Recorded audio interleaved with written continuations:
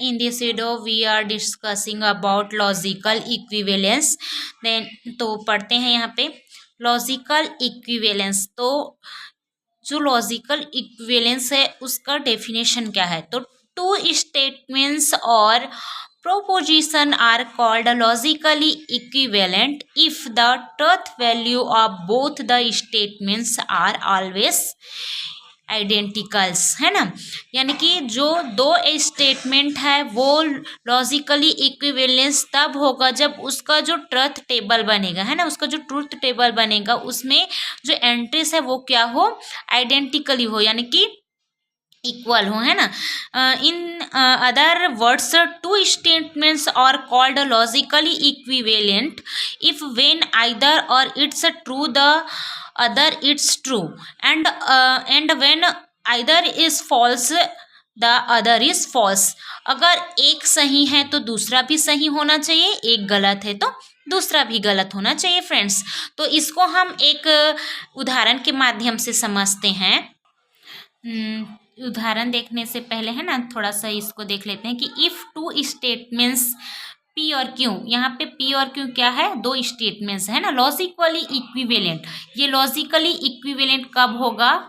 तो then 10 are represented by P equivalent Q, है ना, तो पी इक्विवेलेंट क्यू हो जाएगा। तो देखते हैं यहाँ पे एक एग्जाम्पल है। For example, if P and Q are two statements, the implication P conditional Q and its contrapositive, है ना, contrapositive negation Q conditional negation P are logically equivalent. तो हमें इसको क्या बताना है कि ये लॉजिकली इक्विवेलेंट होगा, है ना।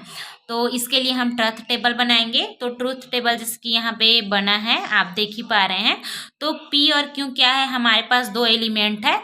तो उसके लिए हमें सबसे पहले क्या करना पड़ेगा, P और Q के बीच कंडीशनल ऑपरेशन ऑपरेट करेंगे, साथ ही P के निगेशन और Q के निगेशन के बीच भी कंडीशनल ऑपरेशन ऑपरेट करेंगे। तो ये जो P और Q के बीच कंडीशनल ऑपरेशन ऑपरेट करेंगे वो, और यहाँ पे जो हमारा निगेशन Q और निगेशन P के बीच जो कंडीशनल ऑपरेशन ऑपरेट हुए हैं वो वाला कॉलम का जो एंट्रीज है वो इक्वल रहेगा, तो ही ये क्या कहलाएगा, लॉजिकली इक्विवेलेंट। जैसे कि आप देख ही पा रहे हैं। तो P के जो कॉलम है उसमें TT FF है, देन हमारा Q है उसमें TF। तो इनके बीच हम कंडीशनल ऑपरेशन ऑपरेट किए हैं। तो कंडीशनल ऑपरेशन में होता यह है कि अगर T के बाद F आता है तभी F होता है, अदरवाइज सारे जो एंट्रीज है वो ट्रू हो जाते हैं। अब हम निगेशन P निकालेंगे, तो सॉरी निगेशन Q निकालेंगे। तो निगेशन Q यानी कि हमारा Q का क्या हो जाएगा, निगेशन। ये ट्रू है तो ये यहाँ फॉल्स हो जाएगा, ये फॉल्स है तो यहाँ ट्रू हो जाएगा, ये ट्रू है तो फॉल्स, फॉल्स है तो ट्रू। फिर सिमिलरली हमारे P का निगेशन भी यहाँ पे तैयार है ना। तो P का निगेशन इस प्रकार से हो जाएगा। अब निगेशन Q और निगेशन P के बीच हम कंडीशनल ऑपरेशन ऑपरेट करेंगे। तो कंडीशनल ऑपरेशन ऑपरेट करने पर होता यह है कि हमारे पास अगर एक जो एलिमेंट है या फिर जो रो है ना, ये सॉरी जो इस वाले कॉलम में हम देखते हैं कि अगर यहाँ पे T है और T के बाद F आता है तभी बस क्या होता है, फॉल्स होता है, किसमें, कंडीशनल ऑपरेशन में। अदरवाइज सारे जो है वो क्या हो जाते हैं, ट्रू हो जाते हैं।